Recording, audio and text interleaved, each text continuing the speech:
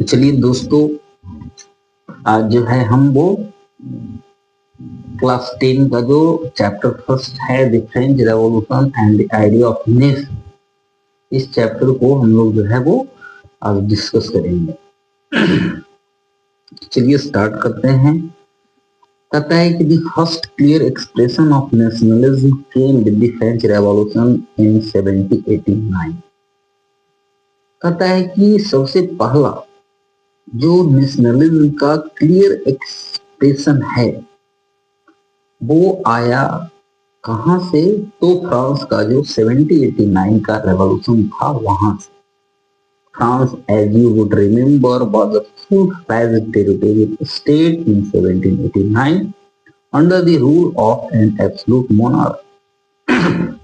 जैसा कि क्लास 9 में आपने पढ़ा था, तो आपको पता था कि फ्रांस जो है वो एक प्रकार से एक फुल फ्लेज टेरिटोरियल स्टेट था 1789 में, लेकिन ये जो फुल फ्लेज टेरिटोरियल स्टेट था वो एब्सोल्यूट मोनार्क के अंडर था। मतलब वहां राजतंत्रात्मक शासन व्यवस्था था और राजा ही शासन का सर्वोच्च पद पे प्रतिष्ठित होता था। The political and constitutional change that came in the wake of the French revolutions lead to the transfer of sovereignties from the monarchies to the body of French citizens. लेकिन 1789 में जो रेवोल्यूशन हुआ, उस रेवोल्यूशन के द्वारा जो political और constitutional change थे वो आए। किस प्रकार से आए? तो फ्रेंच रेवोल्यूशन ने लोगों को जगाने का कार्य किया, लोगों को राजतंत्र के खिलाफ लोकतंत्र का जो आवाज है उसको बढ़ाने का कार्य किया। और इस तरीके से 1789 में जो सॉवरेनिटी है, जो पावर है, उसका ट्रांसफर हो गया। कहां से? तो पहले ये जो पावर था जो कि मोनार्की के पास था, अब ये जो पावर है मोनार्की से जो फ्रेंच सिटीजन्स का बॉडी है, या आप कह सकते हैं कि जो कॉन्स्टिट्यूशन है उसके पास ये पावर ट्रांसफर हो गया। इट मींस आप कह सकते हैं, आगे जो चैप्टर है उसमें आप देखेंगे कि France become a constitutional monarchy from a absolute monarchy. मतलब 1789 तक फ्रांस में जो एब्सोल्यूट मोनार्की था, जिसमें राजा जो था वही सर्वे सर्वा था, राजा ही सारे निर्णय को करता था, राजा के ऊपर किसी भी प्रकार का कोई अंकुश नहीं था। तो ये जो 1789 का ये जो रेवोल्यूशन हुआ, उसने क्या किया कि राजा के ऊपर ये जो निरंकुश राजा के पास जो पावर था उसके ऊपर कुछ अंकुश लगाने का कार्य किया। और अब जो पावर था वो राजा से कहां ट्रांसफर हो गया? तो बॉडी ऑफ फ्रेंच सिटीजन्स। मतलब अब एक कॉन्स्टिट्यूशन का निर्माण हुआ और उस कॉन्स्टिट्यूशन ने राजा के बहुत सारे जो पावर्स थे उसके ऊपर कंट्रोल स्थापित करने का कार्य किया और फ्रांस एक एब्सोल्यूट मोनार्की से कॉन्स्टिट्यूशनल मोनार्की बना। धीरे धीरे करके आगे देखेंगे। कहता है कि द रेवोल्यूशन प्रोक्लेम्ड दैट, ये जो क्रांति था उसने ये घोषणा की, it was the people who would henceforth constitute the nation and shape in destiny। उसने ये घोषणा की कि ये लोग हैं, ये यहां रह रहे लोग हैं जो कि अब आगे चलकर कंस्टिट्यूट करेंगे नेशन को, कि भाई देश किस प्रकार का होना चाहिए, और उसके डेस्टिनी को भी आकार देने का काम अब यहाँ के लोग करेंगे, न कि अब यहाँ के राजा करेंगे। तो इस प्रकार का जो घोषणा था वो इस क्रांति ने, मतलब 1789 का ये जो रेवोल्यूशन था उसने इस प्रकार का घोषणा किया। कहता है कि from the very beginnings the French revolutionary introducing various measures and practices that could create a sense of collective identities among the French Revolution। कहता है कि शुरुआत से ही जो फ्रांस के क्रांतिकारी लोग थे वो अलग अलग प्रकार के जो मेजर्स हैं, वेरियस मेजर्स एंड प्रैक्टिसेस, मतलब अलग अलग प्रकार के लोग उस प्रकार के कार्य कर रहे थे और सारे मेजर्स को वो अपना रहे थे, जिससे क्या हो कि लोगों के अंदर, मतलब जो फ्रेंच पीपल हैं उनके अंदर, उन लोगों के अंदर एक कलेक्टिव आइडेंटिटी का जो सेंस है उसका क्रिएशन हो सके, लोगों को लगे कि भाई हम सारे लोग जो फ्रांस के लोग हैं वो एक हैं और वो एक एकता के सूत्र में बंध सके, ऐसा प्रयास शुरुआत से ही जो फ्रांस के क्रांतिकारी लोग थे वो कर रहे थे। और इसके लिए कहता है कि द आइडिया ऑफ ला पार्टी, फादरलैंड का आइडिया, या ली सिटियन, जो सिटीजन्स का ये जो आइडिया था उसको कहता है कि emphasise the nation of a United community enjoying equal rights under a constitution. उस पर ये जोर दिया गया कि भाई जो एक यूनिफाइड कम्युनिटी है नेशन का, वो एक साथ जो ये जो इक्वल राइट्स हैं वो एक संविधान के अंदर ये जो इक्वल राइट है वो लोगों को मिलना चाहिए। और इस प्रकार के आइडिया को ये प्रसारित करने का कार्य कर रहे थे जो रेवोल्यूशनरी लोग थे, जो क्रांतिकारी लोग थे फ्रांस के, वो शुरुआत से ही। जब ये क्रांति हुआ तो कहता है कि फिर a new French flag, the tricolor, was chosen to replace the former royal standard। पहले जो फॉर्मल रॉयल स्टैंडर्ड जो फ्लैग था उसके स्थान पर एक नया जो फ्रेंच फ्लैग है ट्राई कलर का उसको लाया गया।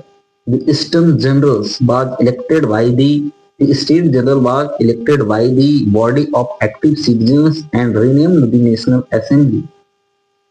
अब स्टेट जो जनरल था उसको इलेक्ट किया जा रहा था, किसके द्वारा, तो एक्टिव जो सिटीजन्स थे उनके द्वारा, और इसका नाम बदलकर नेशनल असेंबली कर दिया गया।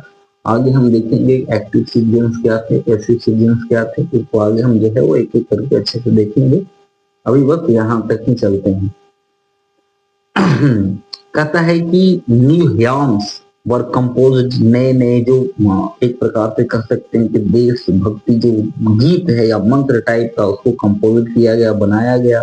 ओथ्स टेकन, शपथ लिए गए, एंड मार्टियर्स कॉमेमोरेटेड, और जो शहीद लोग थे उनकी यादों में उनका गुणगान किया गया, उनकी बहादुरी का बखान किया गया। All in the same of the nation, और ये सारा कुछ जो किया गया वो नेशन के नाम पर ही किया गया, मतलब राष्ट्र के नाम पर किया गया।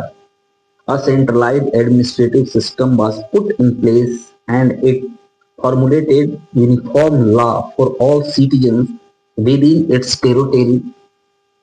कहता है कि एक सेंट्रलाइज जो एडमिनिस्ट्रेटिव सिस्टम है, हाँ एडमिनिस्ट्रेटिव सिस्टम है, उसको लागू किया गया प्रत्येक जगहों पे। इसके साथ साथ जो यूनिफॉर्म लॉ है सारे सिटीजन्स के लिए वो लागू किया गया कि भाई एक टेरिटरीज में, इस टेरिटरीज में जो रहने वाले सिटीजन्स हैं उन सारे सिटीजन्स के लिए एक जो यूनिफॉर्म लॉ है, यूनिफॉर्म लॉ कहने का मतलब कि एक समान जो नियम और कानून है उसको जो है वो लागू किया जाएगा। एक समान जो नियम और कानून है उसको लागू किया जाएगा। फिर कहता है कि internal custom duties and dues were abolished. जो इंटरनल कस्टम ड्यूटीज थे या जो ड्यूज थे उन सारे चीजों को खत्म कर दिया गया, and uniform system of weight and measures was adopted. और एक जो यूनिफॉर्म वेट और मेजर्स का जो सिस्टम है उसको एडॉप्ट किया गया। आगे क्लास 9 में आपने वो पढ़ा होगा, यूनिफिकेशन ऑफ जर्मनी में आपने वो देखे होंगे कि ये जो इंटरनल कस्टम ड्यूटीज और जो ड्यूज थे इसके साथ यूनिफॉर्म जो सिस्टम था वेट एंड मेजरमेंट का, वो किस प्रकार से देश को जो है वो एक नेशन स्टेट बनने के राह में ये रोड़ा के रूप में कार्य कर रहा था। तो इन सारी चीजों को खत्म किया गया और देश को एक नेशन स्टेट के रूप में ढालने के लिए ये सारे जो स्टेप्स थे वो उठाए गए। कहता है कि regional dialects were discouraged French as it was spoken and written in Paris become the common language of nation. जो रीजनल डायलेक्ट्स थे उनको डिस्करेज किए गए, उनको उतना प्रोत्साहित नहीं किए गए, और जो फ्रेंच लैंग्वेज था जो कि उस समय पेरिस में बोला भी जाता था और लिखा भी जाता था, अब वो पूरे राष्ट्र का एक कॉमन जो लैंग्वेज है वो बन गया। कहता है कि the revolutionaries further declared that it was the missions and the destiny of French nations to liberate the peoples of Europe from despotism, in other words to help other peoples of Europe to become nation. अब यहाँ के जो क्रांतिकारी थे उन्होंने आगे चलकर ये घोषणा की कि ये जो फ्रेंच नेशन है उसका एक मिशन है या उसका एक डेस्टिनी है कि यूरोप के और भी जो लोग हैं उनको लिबरेट किया जाए, यूरोप के और भी जो लोग हैं उनको जो है इसके बारे में बताया जाए, उनको शिक्षित किया जाए, ताकि वो डिस्पोटिज्म है, मतलब ये जो राजतंत्र है, ठीक है ना, तानाशाही है, उसके खिलाफ ये लोग आवाज उठा सके और खुद भी एक नेशन स्टेट के रूप में उभर सके। या हम दूसरी शब्दों में ये कह सकते हैं कि पूरे जो फ्रेंच के जो क्रांतिकारी लोग थे उसने घोषणा किया कि पूरे यूरोप में और भी वो सारे दूसरे कंट्री जो कि नेशन स्टेट बनने के लिए स्ट्रगल कर रहे हैं, फ्रांस उन सारे स्टेट्स को मदद करेगा।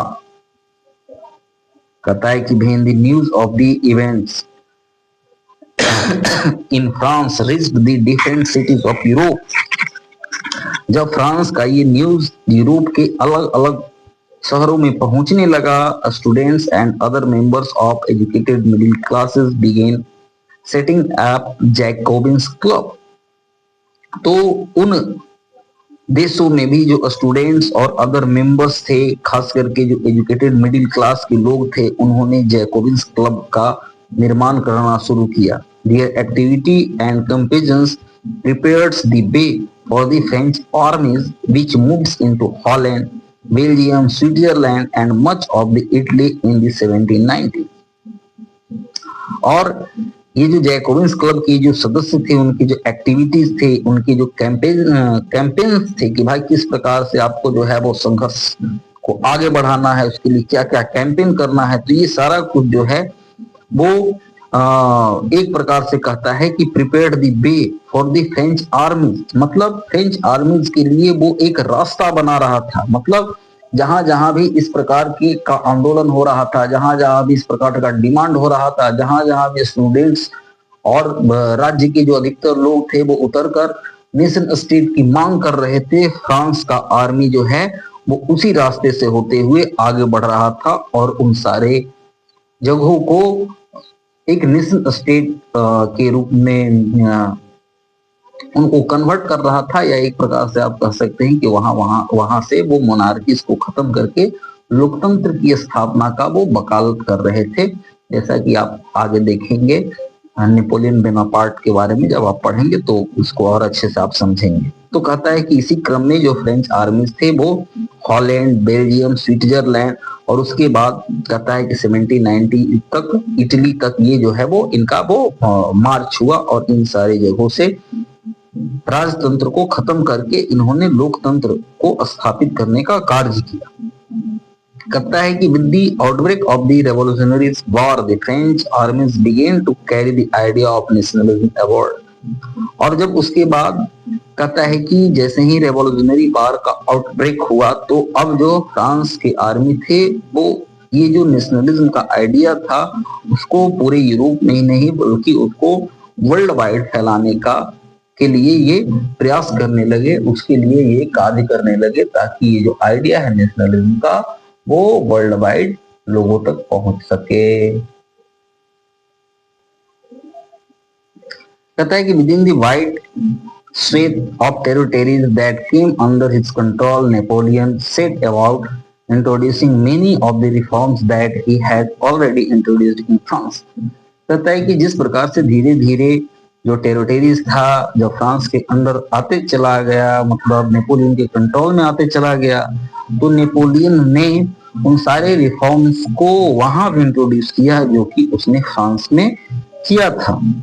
Through a return to monarchies, Napoleon had no doubt destroyed democracy in France.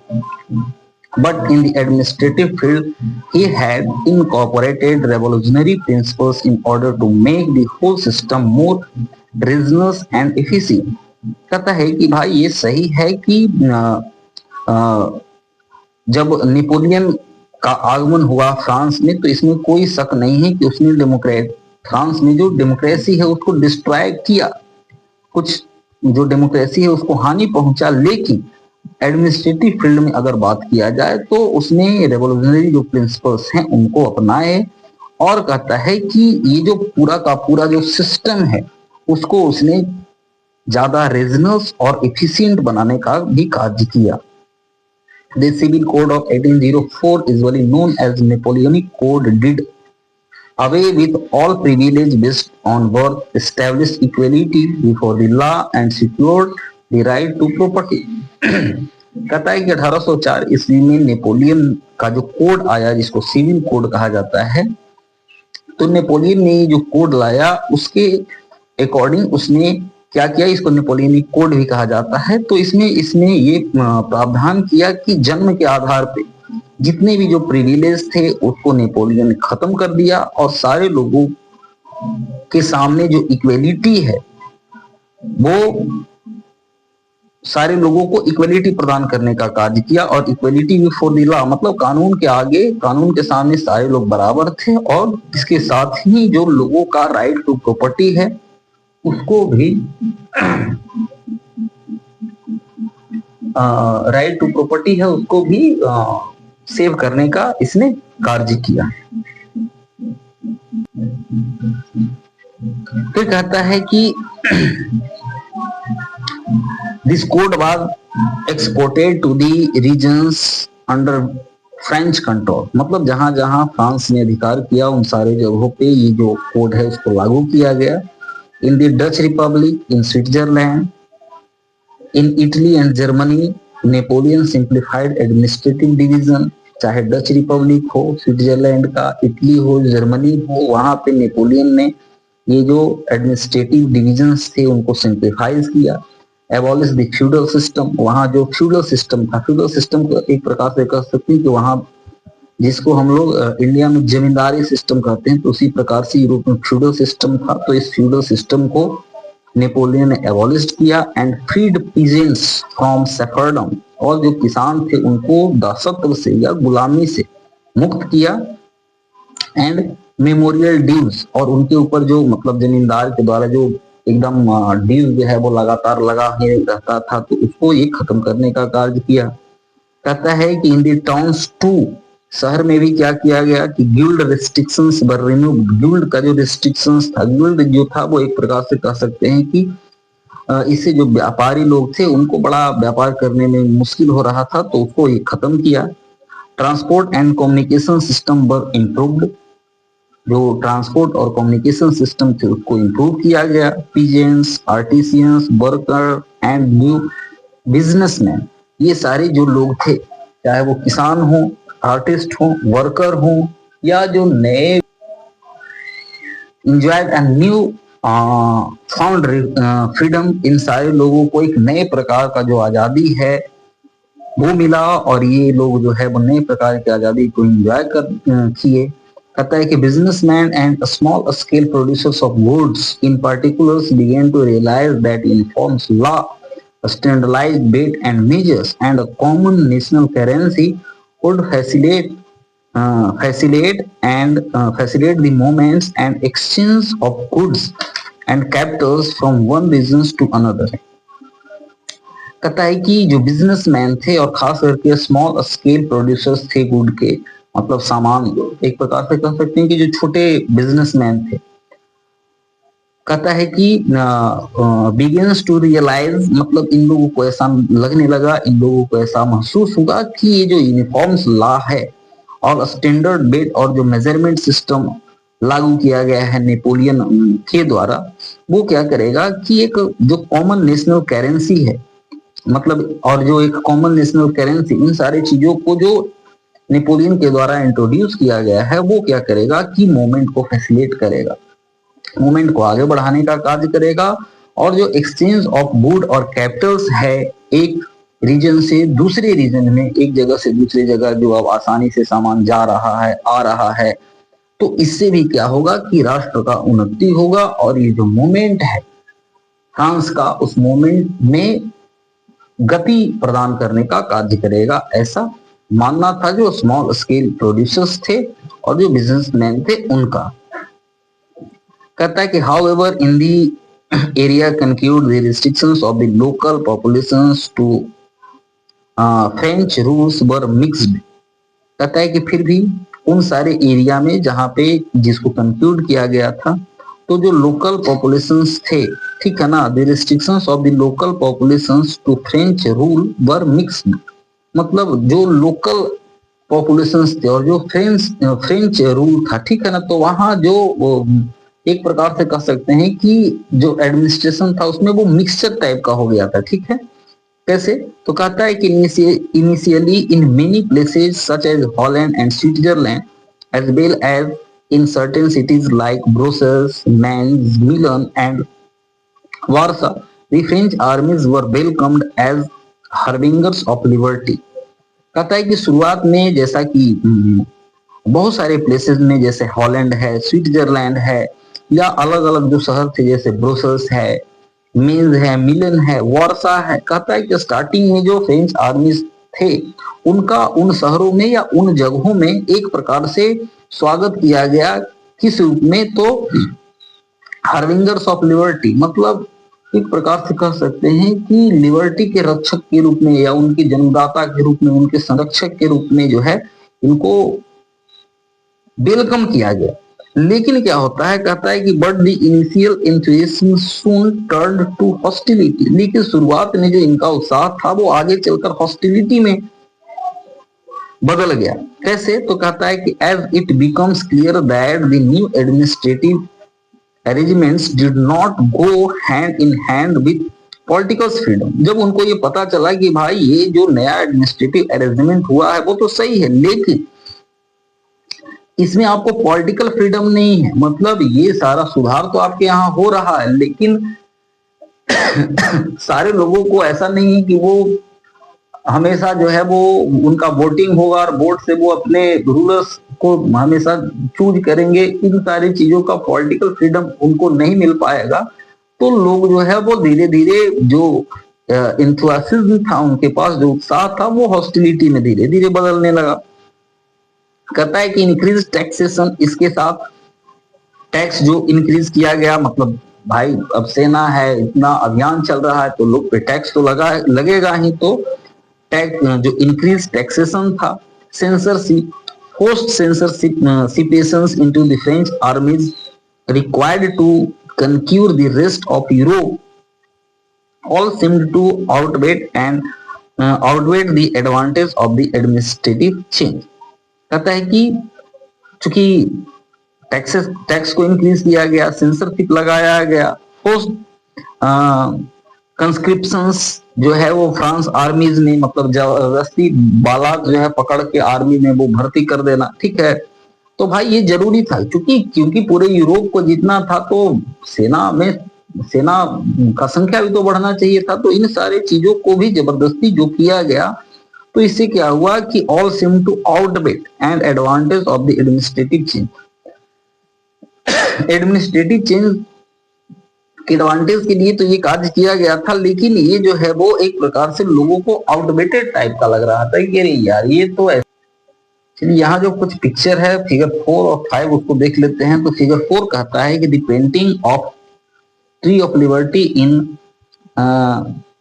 ज्यूब्रिकॉन्स Germany में ये जो है वो पिक्चर डिपिक्ट किया गया है। इसमें दिखाया गया है कि the subject of this colour print by the German painters Karl Kaspar Fritz is the occupations of the town of Zweibrücken by the French armies, मतलब फ्रांस की आर्मीज के द्वारा जो उनका ये जो शहर है, ठीक है ना, तो उस शहर पे जो फ्रांस के आर्मी ने ये जो ये किया है, ठीक है, तो मतलब अधिकार किया है, तो वहां पे जो है वो इस तरीके से ये डिपिक्ट किया गया है। कहता है कि French soldiers recognisables by their blue, French जो सोल्जर्स हैं उनको ब्लू कलर से दिखाया गया है। Blue white and red uniform, blue white और रेड यूनिफॉर्म में उनको दिखाया गया है। Have been portrayed as oppressors, और इनको जो है वो ऑपरेसर्स के रूप में पोर्ट्रेट किया गया है। ऑपरेसर्स मतलब कहने का मतलब कि ये सताने वाले हैं, ठीक है। As they seize a peasant's cart left, और ऐसा इसलिए दिखाया गया है क्योंकि यहाँ जो किसान का जो कार्ट है लेफ्ट में, ठीक है ना, इसको ये लोग जो है वो सीज कर लेते हैं, ठीक है। तो इनको जो है एक ऑपरेसर्स के रूप में दिखाया गया है। Horses some young women central foreground, central foreground में दिखा रहा है कि महिलाओं के साथ ही अत्याचार कर रहे हैं। And force of peasants down to his knee, और नीचे दिखाया गया है कि किसानों को उनके घुटने के बल पर बैठने के लिए मजबूर कर रहे हैं। The plague beings affixed to the trees of liberty carries a German inscriptions which in translated read, कहता है कि यहाँ पे एफ्लिक्स जो है प्लेग्यू जो है वो एक प्रकार से कह रहा है कि being affixed to the trees of liberty carries a German inscription, जो ट्रीज ऑफ लिबर्टी है वो जर्मन इंस्क्रिप्शंस को भी दिखाने का कार्य कर रहा है। विच इज ट्रांसलेशन रेड्स, जो कि रेड से उसको ट्रांसलेट किया गया है। Take freedom and qualities equalities from us the models of humanity, ये जो है एक प्रकार से मॉडल ऑफ ह्यूमैनिटी के रूप में इसको दिखाया गया है। टेक फ्रीडम एंड इक्वेलिटी जो कि दिया गया है उसको ह्यूमैनिटी के मॉडल के रूप में दिखाया गया। This is a sarcastic references to the claim of the French as being liberals who opposed monarchy in the territories they entered, और इसमें ये दिखाया गया है एक प्रकार से ये क्लेम करते हुए दिखाया गया है फ्रांस को एक लिबरेटर्स के रूप में, जो कि जहां भी वो जा रहे हैं, जिस भी टेरिटरीज में वो इंटर कर रहे हैं, वहां पे जो मोनार्की सिस्टम है, ठीक है ना, तो मोनार्की सिस्टम को वो अपोज कर रहे हैं, मोनार्की सिस्टम का वो विरोध कर रहे हैं। तो इस रूप में ये दिखाया गया है। फिगर जो 5 है उसमें दिखाया गया है the crusaders of Rhineland loses all that he has on his way home from Leipzig। यहाँ पे ये दिखाया गया है कि रीनलैंड में ये जो है वो जो चीज ये खो देता है अपना, ठीक है, दिखा रहा है कि एक एक करके वो कैसे जो टेरिटरीज इसने वो जीता था नेपोलियन ने, ठीक है ना, उसको ये धीरे धीरे करके खो रहा है, ठीक है। यहाँ दिखा रहा है कि Napoleon's here are represented as a postman on his way back to France after he lost the battle of Leipzig in 1830। 1813 में जो लिप्जिंग में बैटल हुआ, युद्ध हुआ, जिसमें नेपोलियन की हार हुई, तो उसके बाद नेपोलियन जो है वो वापस फ्रांस लौट रहा है और उसे एक पोस्टमैन के रूप में दिखाया गया है, ठीक है। Each letters dropping out of his bags bear the name of the territories he lost, और इसके बैग से जो प्रत्येक लेटर गिर रहा है तो वो दिखा रहा है कि जिस प्रकार से नेपोलियन एक एक करके राज्यों को जीतता गया और उसके बैग में वो राज्य आते गए। तो जब वहां 1813 में लिप्जिंग में जब ये जो बैटल है जब वो हारता है, तो उसके बाद से जैसे जैसे इसके बैग में एक एक टेरिटरीज आ रहे थे, वैसे ही धीरे धीरे करके एक एक जो टेरिटरीज है वो ये खोता चला गया, मतलब इसके कंट्रोल से बाहर निकलता गया। तो ऐसा जो है वो इस पिक्चर में दिखाया गया है, जो कि नेपोलियन को एक पोस्टमैन के रूप में बताया गया, मतलब पोस्टमैन के रूप में इसको जो है वो डिपिक्ट किया गया। तो इस प्रकार से ये जो चैप्टर है इसको हम लोगों ने देखा फर्स्ट, और बाकी जो है वो हम देखेंगे नेक्स्ट क्लास में। मतलब एक जो फर्स्ट टॉपिक है उसको हम लोगों ने देख लिया। First topic the French revolution and the idea of nation को हम लोगों ने देख लिया है, और नेक्स्ट टॉपिक को हम लोग नेक्स्ट क्लास में देखेंगे।